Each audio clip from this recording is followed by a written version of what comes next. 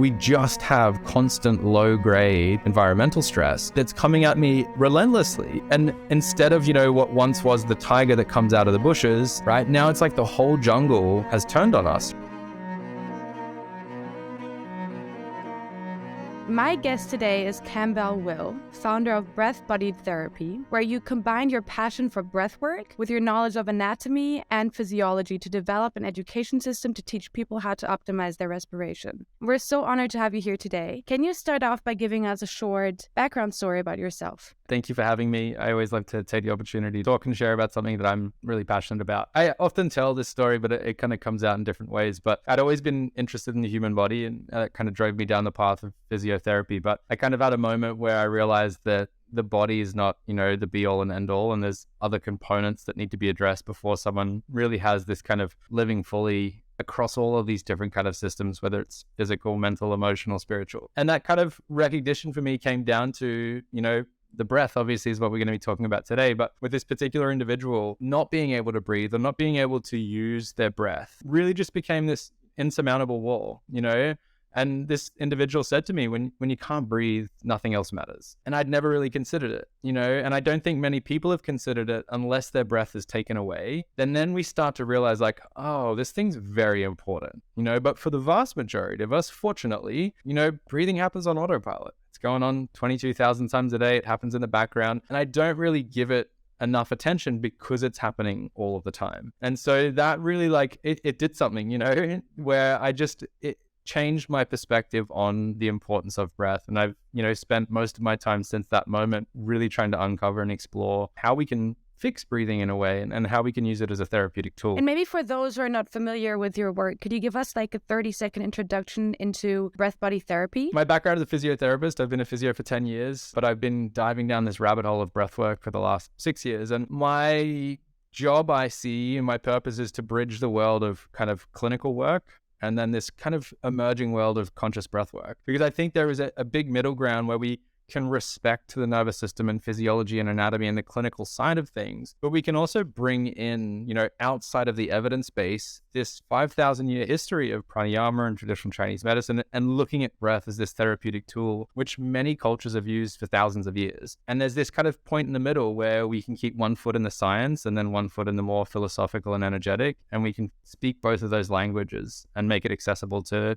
everyone, really. That's powerful. And then I've obviously seen that you have tons of qualifications which brought you to do what you're doing. Can you maybe share a little bit about how your qualification of physiotherapy and breathwork tie into each other? One big point for me, and this is something I drive home with a lot of my students, in the breathwork world currently, there's not a lot of assessment and treatment, right? It's more of a one-size-fits-all approach where it's let's use this practice for everyone, Wim Hof method or transformational breathwork, right? These are methods or practices that don't actually take into account, well, what's your individual physiology? What's your background, your body, your nervous system? And so I really have taken from physiotherapy, right? The art of physiotherapy is, assessment of what's the problem and then treatment of that problem to bring a body back into balance. And so I want to bring that model into breathwork and meld those two worlds. I can assess someone's breathing and then I can treat the dysfunction that I find. And that brings that person back into, wholeness or balance. There has been obviously some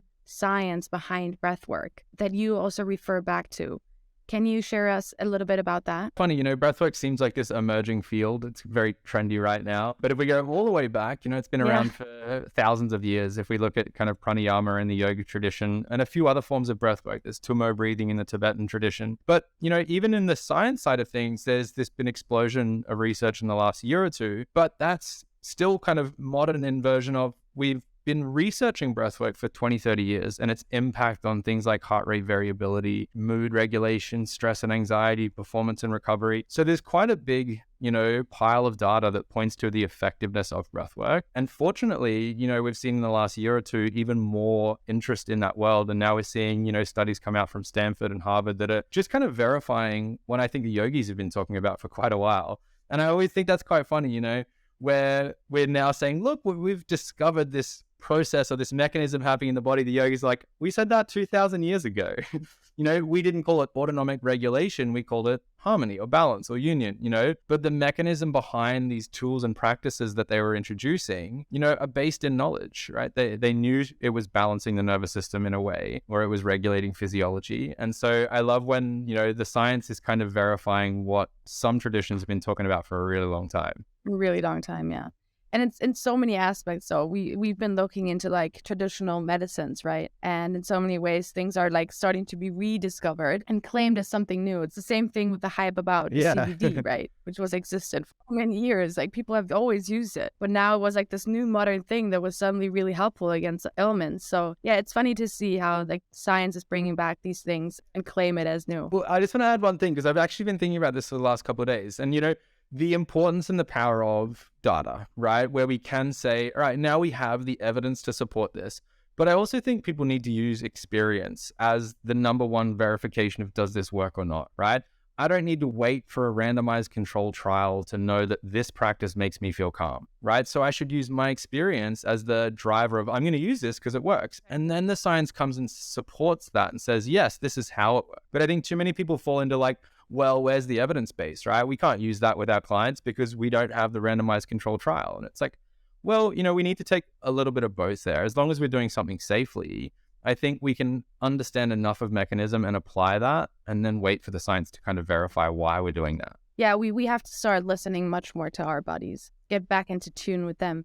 But one of the more modern methods, I would say, is the Wim Hof method that you are also qualified in or certified in. What would you say are the really powerful benefits of it?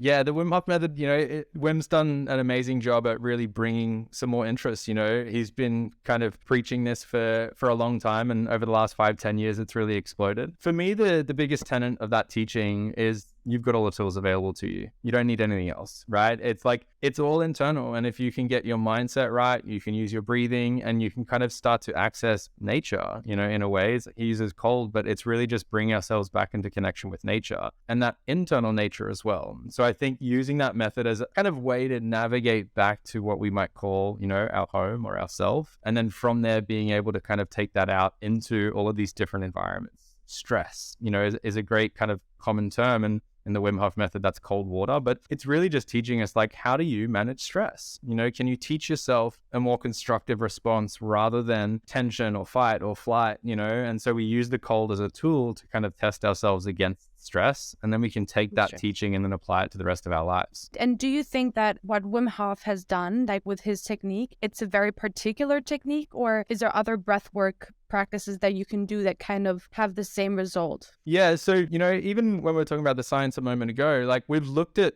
the style of breath work that is involved in the Wim Hof method. We call it cyclic hyperventilation. That's been around for quite a while, and if you look at the Wim Hof method, it kind of has its origins in a form of breath work called Tumo, which is a Tibetan form of breath work. There is changes to that, and what Wim has been able to do really beautifully is kind of take a lot of the ideology and dogma behind some of these very old practices and just package it into something that you and I can use, right? Like Tumo meditation, basically needed to go live in a monastery for 5 years before you had access to these tools. And then someone like Wim comes along. It's just like, what? Everyone should have access to this. Why is this reserved for the people that can, go and ascribe to this school of thought or this ideology? And so I think the basis of the Wim Hof method, when we're just looking at the breath work, has been around a really long time. But what Wim's been able to do is kind of specify that for the modern world, and then combine that with these mindset practices, cold exposure, ice baths, to bring this really well-rounded approach that addresses a lot of what we kind of see in the chronic illness space today. And we spoke a little bit about it, but like,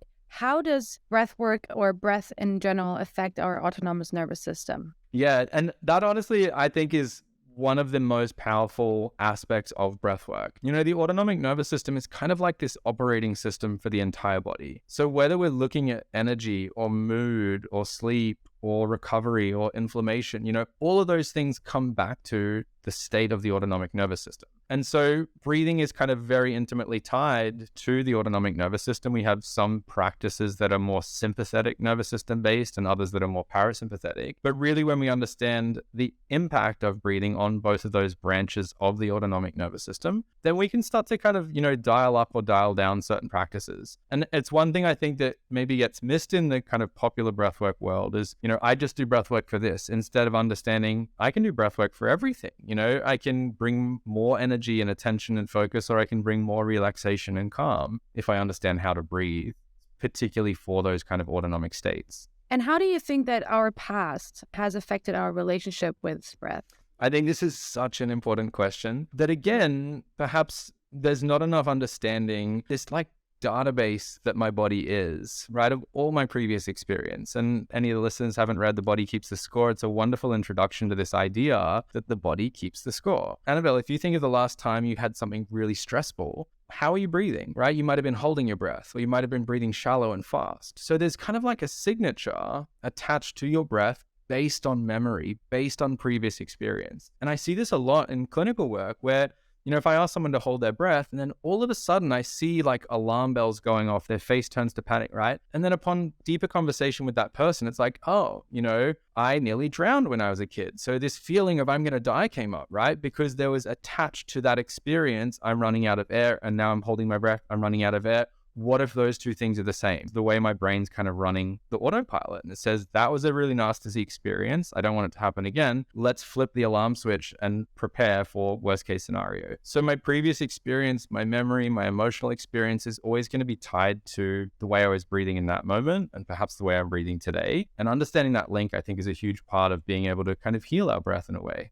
Oh, wow. I've never thought of that, to be honest, because I'm someone, I really have to practice to breathe deep. I have such a shallow breathing. And I see the link between when I breathe shallow and when I get super nervous or anxious. And then I realize oh my God, I've literally just had such a shallow breathing. So I practice every morning to breathe in for 6 seconds, breathe out for 6 seconds, and do that for 10 to 20 minutes. And even that helps me so much throughout the day. But I never thought about it really could it have a maybe traumatic event that had happened maybe in my childhood, because I know that back then I actually once fell into a pool and my sister jumped back and saved me out of it. So maybe there is some interlink there as well. Yeah, and I see this really big, and it's starting to come out in research, but I have a lot of clients that I work with adult anxiety that once I get into the conversation, they had childhood asthma. And if they'd had a lot of severe asthma attacks, maybe they had to go to hospital a few times. Maybe they had anaphylactic or they got intubated.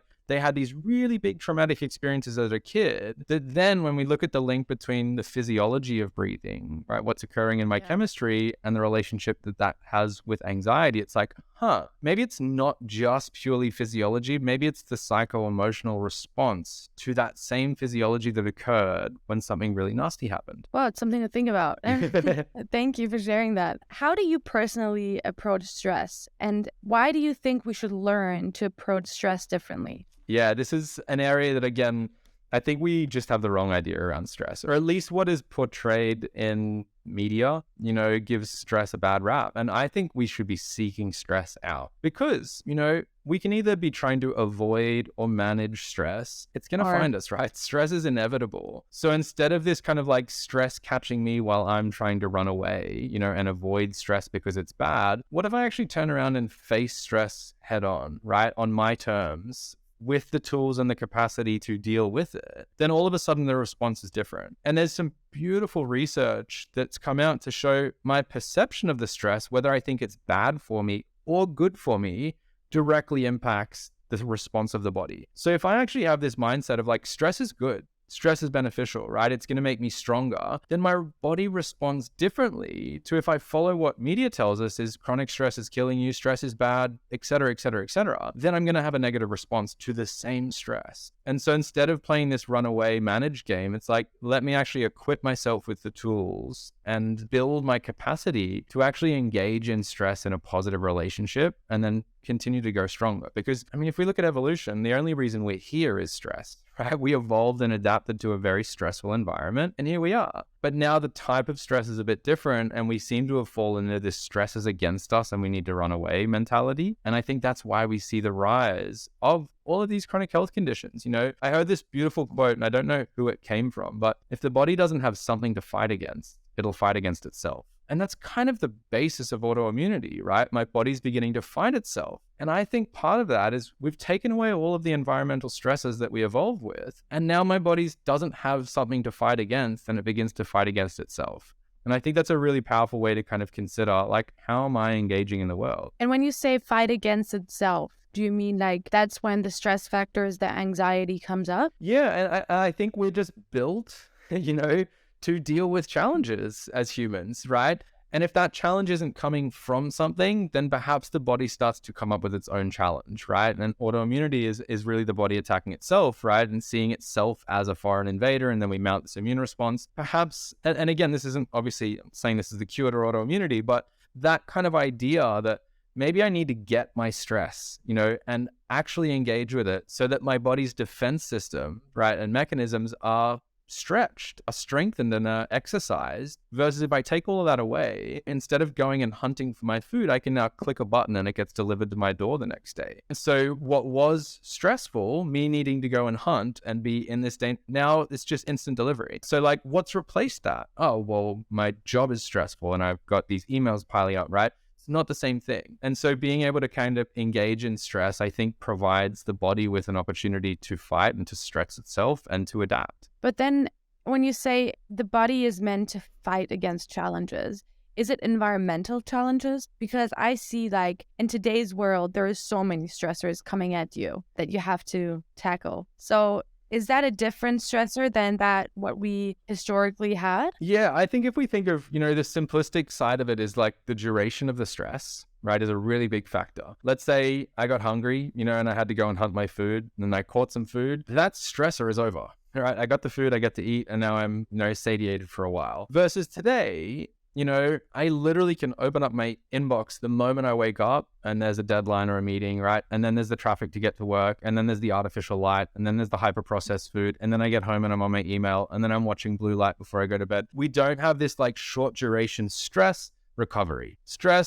We just have constant low grade environmental stress, right? That's coming at me relentlessly, instead of, you know, what once was the tiger that comes out of the bushes, right? Now it's like the whole jungle has turned on us, right? Environmentally, it's like everything is stressful. And we're not giving ourselves this swinging of the seesaw of like stress and then response and recovery, right? It's just we stay stuck in like dealing with the stress all day, every day. Like you just shared, we have an epidemic of stress in today's world. So do you think that breath can really help us overcome this? I really think breath can help us in two ways, you know, and I like to term this as having an online tool and an offline tool. Right? And the online tool is like, what can I do in the moment, right? Something stressful's happening. I can either let my breathing do whatever it wants to do. And often that's going to drive me further into stress, because maybe I start breathing shallow or fast, right? Open my mouth, right? And this just pushes the nervous system a little bit further. So being able to have a tool of, I can control my breath, which controls my nervous system, which controls my state, right? So that online tool really helps me while I'm experiencing stress. But the offline tool is kind of a little bit the opposite. You know, can I use my breath to actually stress myself out, you know, in a conscious, controlled way to improve my ability to tolerate stress? You know, a really simple example of this is hold your breath, right?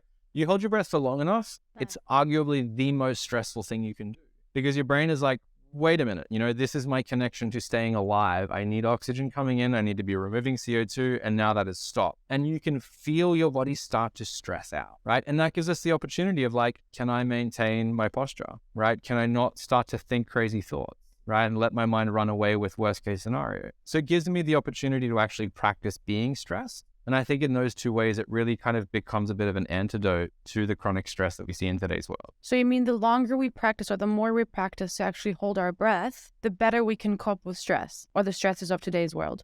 Exactly. Okay.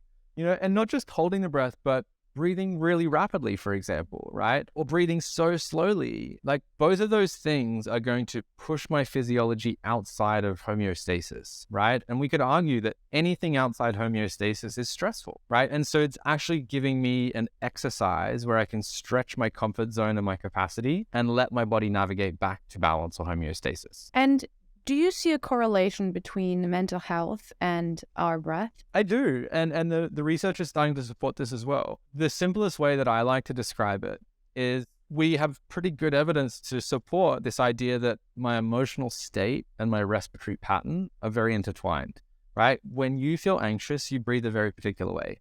And that's different to when you feel angry, and it's different to when you feel frustrated, and it's different to when you feel excited and content and happy and grateful. And so understanding that link between the way I'm breathing and the way I'm feeling, again, allows us to, well, when I'm feeling stressed, what happens if I breathe like I'm feeling calm? Or when I'm feeling angry, what happens if I breathe like I'm feeling grateful, right? This emotional response to a respiratory pattern becomes an actionable way that I can start to shift my biology, right? Rather than just trying to think my way out of a state, it's like, no, let's actively change the way that your heart's beating, the way your physiology is changing, and use that because we understand what those patterns look like. Like we now can measure and say that person is frustrated based on the rhythm of their heart and the presence of certain, neurotransmitters and endocrine hormones. Like, so we can also then teach that person to breathe in a way that makes their physiology calm down. And so that becomes much more of a tool. And, I see this separation between like physical health and mental health as a disaster, right? Health's health. Yeah.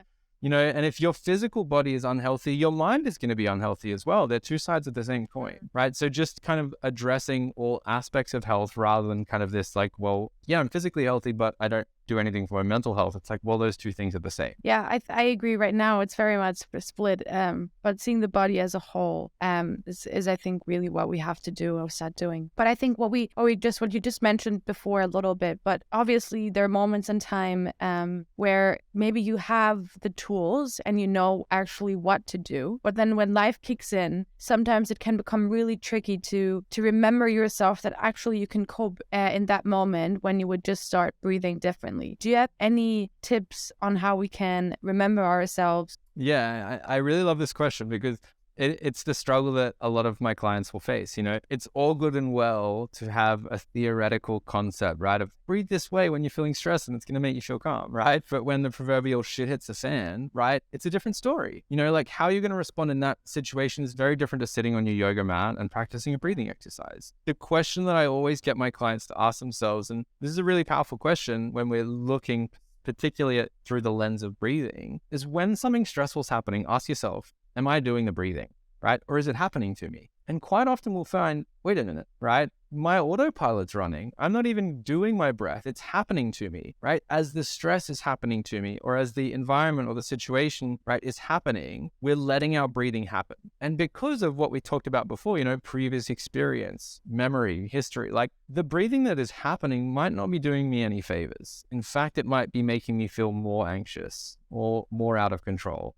And so having this kind of question of, am I doing the breathing, right? And if I'm not, step number one, let me take control of the breath again, right? Let me hop back in the driver's seat and start to drive my nervous system. And it doesn't need to be a complex exercise, right? It's just like breathe in, breathe out. Maybe I slow them down a little bit. Maybe I make them a little bit more regular, right? But that simple act of going from autopilot to manual control is a game changer, particularly for people, right, starting to feel overwhelmed or panicked. Right? Look at someone having a panic attack and the way that they breathe.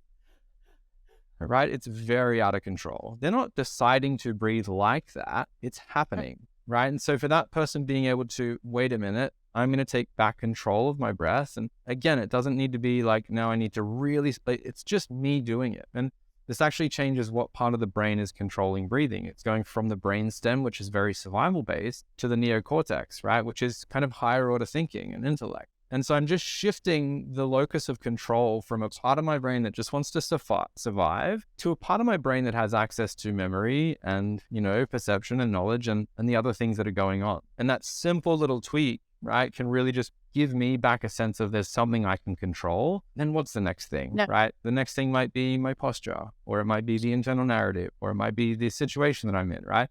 But it just makes that next thing a little bit more evident. It's so true because I once once in my life, I had a panic attack. I don't know how it happened. It literally just happened out of nowhere. The worst thing about it actually was that I was wearing my Garmin. So I was able to see my heart rate. Because I was starting to panic and because I was breathing more shallow, obviously my heart rate went up. And I saw it, how my heart rate ran up, and that panicked me even more. So I started breathing even more shallow. And it just like, it was like this horrible, me looking at my watch, like panicking even more. And luckily though, my mom, because I was picking her up, she came and she was just like, Bella, the only thing you have to do right now is just like relax. Like breathe deeply. And I think if it wouldn't have been like, if she wouldn't have been there to remind me, take control of your breath, I think I would have just lost control. I think really having the voice in your mind, obviously in that moment, it's sometimes hard, but having that voice in your mind to be like, hey, you can actually take control of this moment right now. This is not you, is so powerful because in so many ways you are in control of your breath. And I think the one issue is that I also see a little bit with the older generation. Like I try to pass on all the knowledge that I gain through people like you and other inspirational people I talk to with my parents. And I always say like breath work can do so much. And they're always like, I'm breathing, like I'm fine. I'm like, yeah, but that's not, they're just like, they're so away from like actually using the tools and techniques because breath work is a practice. And like every bit of practice brings the body and mind closer to relaxation. And so I would love to hear from you a little bit about if you can maybe explain the different ways of breathing and how they have a completely different impact on the body. Yeah, and you've just literally summarized like the biggest piece of resistance that I encounter when I say like, hey, breathwork's a really instrumental tool. People are like, I'm already breathing. What more could I do? And it's like that idea that because something is happening already that we can't optimize it. It's really interesting to me and sometimes frustrating, but I'm more interested by that outlook of like, oh, well, I don't need to like practice this thing because it's already happening. I always tell people automatic doesn't mean optimal. Just because something is happening all the time doesn't mean it's doing the right thing. It sometimes need us to get in there and train the autopilot. So yeah, it's a big thing that often comes back. But the way in which we breathe having an impact on whether that's bringing us closer to relaxation or it's bringing us closer to anxiety, it kind of comes back to the autonomic nervous system. And I wish everyone, had this, what we're going to discuss here, a really simple piece of information, but I think it should be taught to everyone, that a sympathetic nervous system, what most of us call the fight or flight response, has certain triggers in my breathing, right? When I breathe through my mouth, when I breathe up into my chest and my neck, when I breathe quickly, and when I emphasize the inhale, all those things are going to push me more towards a sympathetic state, right? Someone might call that anxiety, someone might call that overwhelm, right? But it's just a state of higher alertness, can be a little bit of agitation, right? It's putting me into that state where everything's going a little bit faster and it's a little bit more intense. The parasympathetic nervous system, the rest and digest response, also has triggers, right? When I breathe through my nose, when I breathe diaphragmatically or into the lower aspects of the lungs, when I breathe slowly, and when I emphasize the exhale. All of those things are going to push me more towards the parasympathetic state, right? And this is why breathwork can seemingly do all of these things, right?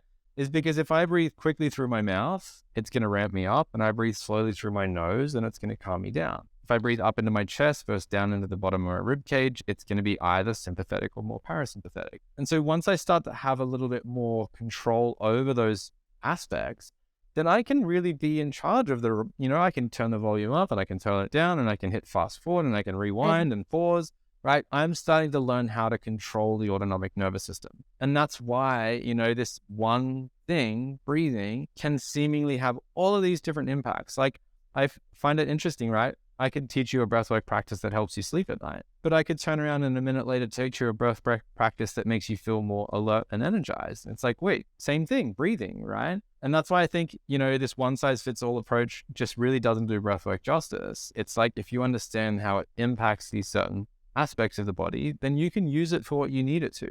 You can't sleep at night, do a practice that makes you fall asleep. You feel tired in the morning, do a practice that wakes you up. You've got the tools at your control. Can you maybe share some other benefits? Because you just said sleeping, waking up are benefits of breath work. Are there any other benefits that breathing can have? Yeah, I would argue that any system in the body is impacted by breathing. So we can kind of look at what you just discussed. Let's just call both of those energy regulation, right? More energy or less energy, more alert or more calm, right? But then we also look at something like the cardiovascular system, right? Carbon dioxide, the gas that we breathe out, is a vasodilator. So the more that I can tolerate or the more accustomed, I actually relax my blood vessels and my blood pressure comes down, my heart rate comes down. We could look at the lymphatic system, right? My kind of waste removal and toxin clearance system, very much reliant on the diaphragm, right? And if the diaphragm's not moving to its full range of motion, we have a slowing down of lymphatic return. We can look at cerebrospinal fluid, right? The fluid that bathes our brain, it's pumped by the diaphragm. And so we can kind of go into each of these systems, right? Digestion, posture, right, are all kind of impacted by the way I'm breathing. And so again, having that principles-based understanding of how does this breathing impact these different systems in the body, the benefits start to really kind of like stack up. And can you share a little bit about like your personal wellness routine and what is essential for you? Yeah. So it changes a lot. I've got a 10-month-old baby, our first baby, that's kind of like made all of the stuff I used to do, like go out the window. Thank you. And he's taught me a lot, but what I used to have is like, I would wake up and I would have a 20-minute breathwork practice and I could engage in different, and now that kind of disappears because he might wake up at 5 a.m., right? And I might have 1 minute. And so it really has kind of put me back into the, what do I need today? And so instead of me having what I would like to have, which would be, a set group of practices or routines that I can engage in, it's like, what time do I have and what do I need? Do I need to restore and recharge? Do I need to ramp up? And that will help me choose, particularly out of my breath work. But I guess the non-negotiables for me is some morning sunlight, is whatever time, I get him and myself up, is like, let's get outside and get a little bit of sun in our eyes. That's fantastic for mood and for actually setting us up for good sleep that night. And then exposing myself to some form of stress. Maybe that's an ice bath, maybe that's a sauna, maybe that's a workout, some cardiovascular exercise. But I really like to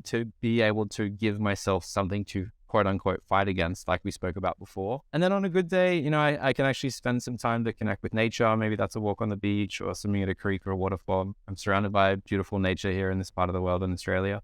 So being able to go and, sit in a natural body of water or be amongst the rainforest, I think is very therapeutic and healing. I know it is for me, and I think it is for everyone else as well. No, but I think one thing that you just mentioned obviously is a point I think that is really important to many other people. Is for so many people, life changes once you have a child. And I think I've heard so many people, once they had a child, they really struggle to keep on a routine because they say, okay, what I used to do, I can no longer do, and then they mostly don't do anything any longer.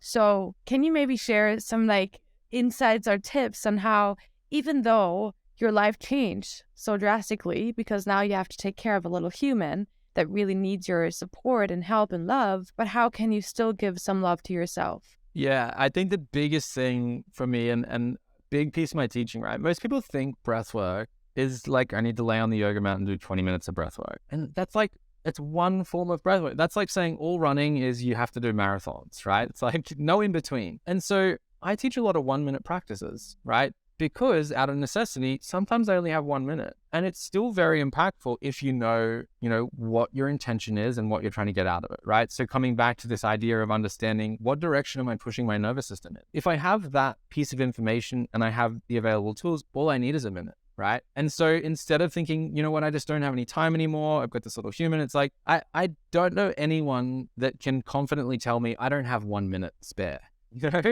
And it's one of the reasons I teach a lot of 1-minute practices because, even if I said I want you to do this 5-minute practice, it's pretty easy to convince ourselves, I'm too busy, right? I've got too many things happening. 5 minutes, it's just on the borderline where it's like, I know I've worked with enough people over time to know that they're going to put that into the 5 minutes. Like, are you kidding me? I've got all this. 1 minute is very hard to convince yourself you don't have. Right. And so it just kind of falls back into like, all right, I'm either making excuses or I'm going to do this 1 minute. And if I do that 1 minute 5 times in a day, 10 times in a day, right, there's a cumulative effect. So as a new parent, as an example, you might not have 20 minutes to do your wellness routine in the morning. You might have 1 minute 20 times in the day. Use them, right? Don't discount the fact that you can't do 20 minutes at once to not engage in a practice of self-care, right?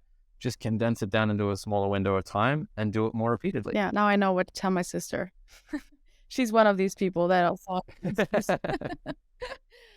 But now I want to come back to a question that I've been thinking about a lot, because we speak a lot about the how in wellness. Like, how do we build healthy habits, how to eat, how to exercise. But I think we often forget the focus on the why. Like, why should people do it? Can you tell us about your personal why and why you dedicated your life to do this work? Yeah, I think that's such a powerful question, and I think not enough people ask why. And one thing I've found, right, is if I can provide my clients with the why, the uptake of what I'm teaching them is vastly greater than if I just say, do this exercise because I said so.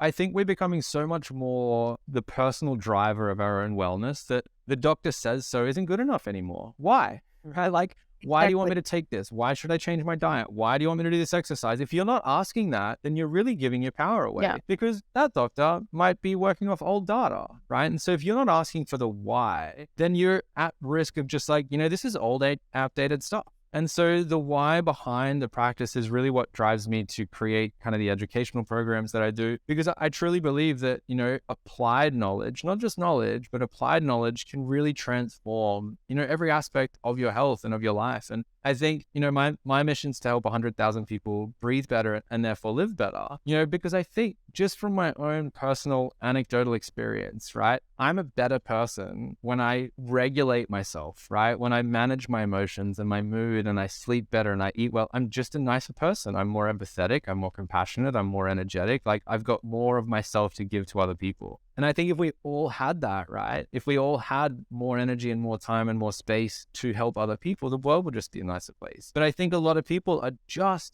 right, almost just scraping by. It's like, I don't even have the resources to dedicate to being a nice person today because I'm just surviving, right? And so actually equipping someone with the understanding of why helps them find that drive of like, you know what, I am going to give myself 5 minutes today, because the return on that investment is going to allow me to, be a nice person to my partner or have more time with my kids in connection, so the why I think is the most important thing. I think the how should be second to the why. And like you said, the return on investment is so much greater than putting the effort in. So using the how. So yeah, I agree. I really like that answer. And for example, we at the Healing Company, we strongly believe in an increased focus on prevention rather than treatment. What's your view on the overall wellness and healing industry? Yeah, I think, over time we've fallen into symptom management. When we call healthcare is actually symptom management. And we can look at, the data behind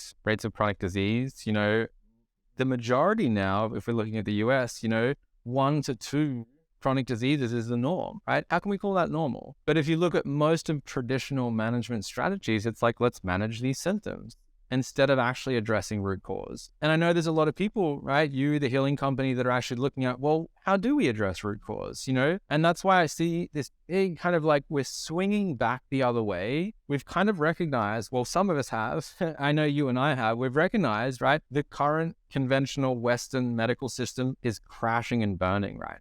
It really is. And so I think we're going to have this rebound effect of like, all right, what have we been missing? It's like we've been missing addressing root cause, right? Managing the stress is different to actually addressing, well, how does my body respond to stress? And so I think we're at a point now where we're still stuck in symptom management, but we're starting to kind of jump ship and be like, you know what, this model doesn't work. Let's find a different one. And I'm hoping what that find a different one is come back to personal responsibility, right? No one's coming to save you. No one's coming to heal you. You have to be the driver of that journey. And it's beautiful to see companies like yours and this kind of explosion of, good health influencers on the internet and stuff. It's like all the resources are there, right? The information is there. You have to access it and you have to do it is the hard part, right? But I think, again, we're still stuck in that, well, I'm waiting for someone to tell me what I should do, right? To manage the symptoms or manage the problem, instead of being, I'm going to be the proactive driver of my own journey and I'm going to find the things that work and I'm going to practice them, right? And that will kind of change the way we look at health, I think, and I hope. Yeah, I hope so too. It's taking care of our own self, and really,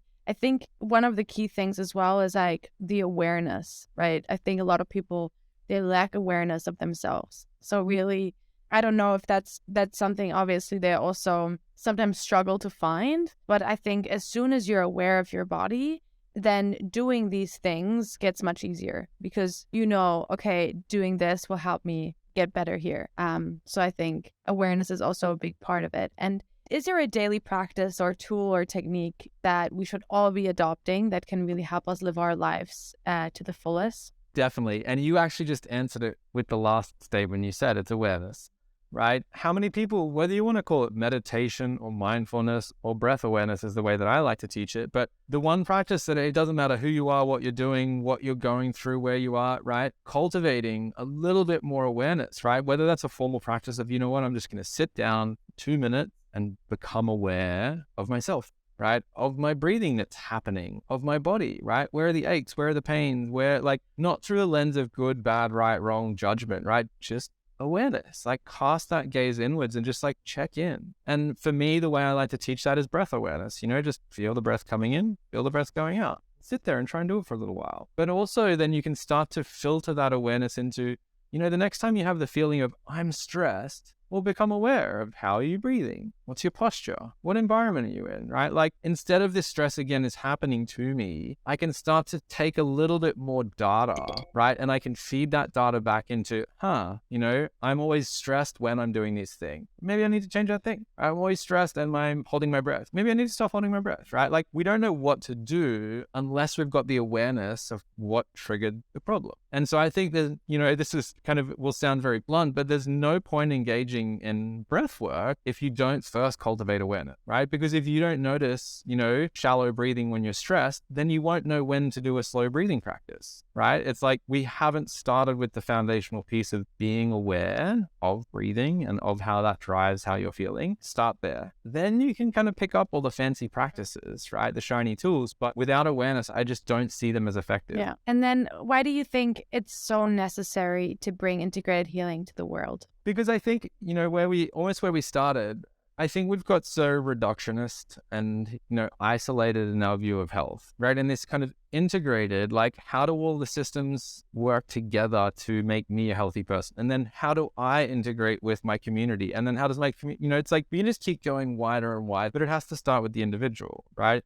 If I can't kind of create this integrative model internally for myself, then what hope do we have of seeing that kind of come out on a bigger scale? So I think instead of having this very separatist isolation, like this problem I'm going to solve with this solution, and then I'm going to see this specialist for this problem, I'm going to go, like, let's just look at how do you create, the integrative aspect of health, which is like bringing all these systems into balance and letting it kind of do its thing from there versus us trying to solve each individual problem without, respecting how does that impact the other systems, right? We're not a set of separate systems all piled to one. We're one system, with different areas that we can kind of look at. And it's like, well, yeah, the kinesiologist can look at movement and, the other specialists can look at whatever system they want to look at. But us as an individual, I think if we can just see ourselves as that whole and try and bring ourselves back to whole, then a lot of the problems get a little bit simpler to solve. I think we overcomplicate things quite a bit because we break it down into this more finite part, right? And I think that's an element of us trying to control everything, instead of just being like, I don't really know how it works, but I feel better when I do this, so let me just do more of that. No, I love that. I think like the breaking into little pieces is really a thing that makes it so much more complicated for so many people rather than just seeing it as a whole, because then you just see all the interlinks and why doing this thing will help this thing, and it's really like a network. So I agree, we just have to see it much more as a whole. And now heading a little bit to your personal inspirations, who do you personally learn from? And is there anyone that you see achieving inspiring breakthroughs in healing? What's driving my inspiration at the moment, is my son, like, because I just get to witness and watch how his nervous system, kind of like evolves and adapts and develops it. And it becomes this very beautiful mirror for myself. Like if I'm rushed, he's off, right? Like he senses it like that. He doesn't have the verbal language to say like, oh, his nervous system reads my nervous system. And if I'm super chill, he's super chill. And I think that's true. We all do this to each other all of the time, but we either fail to recognize that or we don't give it enough weight. It's like, I got to manage me, but like I've started to learn even with my clients, if I regulate myself, I watch their nervous system kind of co-regulate, right? If I'm stressed and I'm rushy, all of a sudden they're talking a little bit faster, And so having that recognition, and that's really just driven me to further my understanding of how do our nervous systems, interact and adapt to each other. But on the more, I guess, professional side, I'm a huge fan of the work that Andrew Huberman's doing. Huberman Lab, he's a Stanford professor that's really looking at fear and stress and breathing, but he's bringing such a high level of education, and he has this beautiful way of bringing it to the general public, right? That you don't need to have a very comprehensive understanding of neuroscience to understand like, oh yeah, I could apply that in my life. So he's probably like the forefront of who I love to learn from. And I think everyone could learn a lot from him. His podcast is phenomenal. He's great on Instagram. His YouTube channel's starting to grow as well. Yeah, he's probably the top person I learned from professionally at the moment. And are there any books and other podcasts that have provided you a lot of inspiration in life? His podcast, definitely.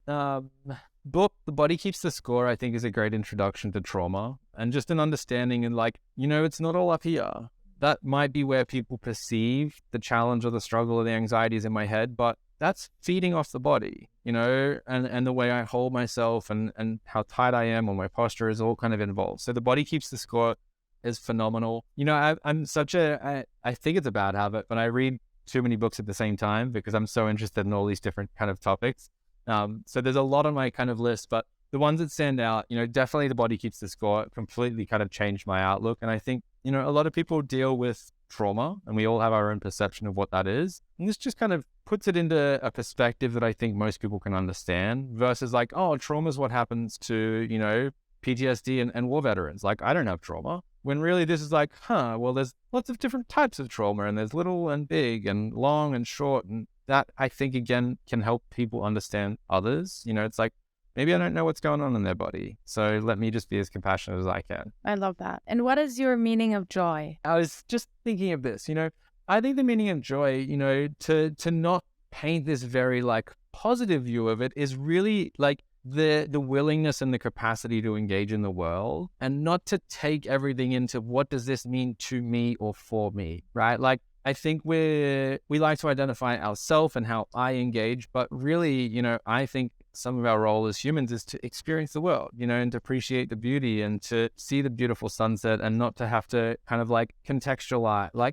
So really joy for me is being able to engage, in life, in the world, in a way that allows me the opportunity to adapt to that, the good and the bad, the hard and the easy, but being able to kind of smoothly navigate all the things that kind of happen out there. That's a great definition. Really powerful. And if there's one other person you think I should speak to get a unique perspective on integrated healing, who would that be? Honestly, I think there's a lovely woman called Kate Murphy on Instagram. She's Life with Kate. I believe she just changed it from Kate's Clean Life. It was one of these beautiful, I have a love-hate relationship with social media. I think there's a lot of aspects that aren't so good for us, but every now and then, I have a connection or relationship is built that I'm like, wow, this is all worth. It's all worth the negative side of things. So we connected probably a year ago. She took my practitioner training to kind of incorporate breath into what she does, but she's doing just really, really amazing work. She's a very generous person with her time and her knowledge. And yeah, she's kind of, one of those beautiful positions where I think you can see the people that she has learned from. And then she has this beautiful way of kind of synthesizing these different aspects of information. And then again, being able to share that in a digestible, kind of actionable way. I think sometimes that's what separates people from engaging in some of these practices is like, oh, that's a little bit, like, I don't get that, or that's a little bit too out there, whereas someone like Kate has this beautiful ability to like, you know what, this is how I do it in my life and this is how you could do it without all of the kind of like fanfare around it. It's just like, this is what works and maybe this is what doesn't, and you can try these things and see the response for yourself. So she's simplifying it for people to make it more accessible for people actually. Yeah, right. And again, coming back to like a lot of her programs come back to just the basics, like instead of crash dieting, understand your food, and your relationship with your food, like, are you eating emotionally? Well, let's stress the emotional side of things rather than being like, let's put you on a crash diet. That's not sustainable. So coming back again, root cause, it's come up a few times in this conversation, but addressing the why I'm engaging in perhaps a more destructive behavior rather than saying, don't do that, do this instead. It's like, why are we doing that? Is there something upstream that maybe we need to address so that you don't even have to choose a constructive or destructive behavior? It's like,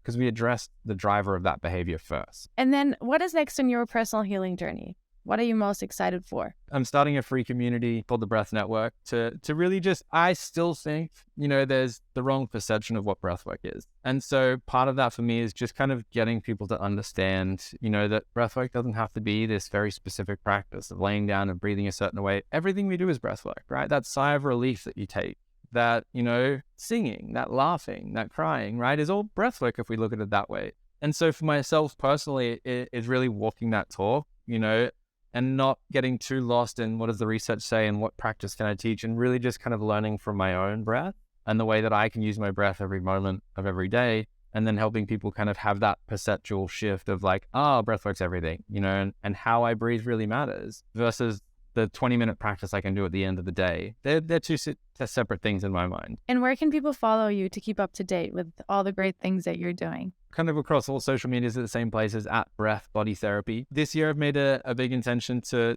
put out some more longer format kind of content, which will be on YouTube. I'm most active on Instagram, but it's hard to teach a principle in 60 seconds. Yeah. So I am going to try and put a little bit more effort into, some longer format, 10, 15, 20-minute videos. And the best place for that's probably going to be on YouTube. So Instagram is primarily where I spend most of my time, but I'm hoping to put a bit of time and effort into YouTube. And if people are interested, in developing that understanding, then the free community I'll be running is called the Breath Network. It's tailored a little bit more towards health professionals, those that are in that space, but really, breath enthusiasts as well. Well, I definitely joined the Breath Network, even though I'm not a health professional, but I'm obsessed. Can't wait to have you there. Well, thank you so, so much, Campbell. This was such a lovely interview. I think it was extremely insightful. I learned so much, and I'm super grateful that you joined us. Thank you. My pleasure. And yeah, thank you for asking such, thoughtful and insightful questions.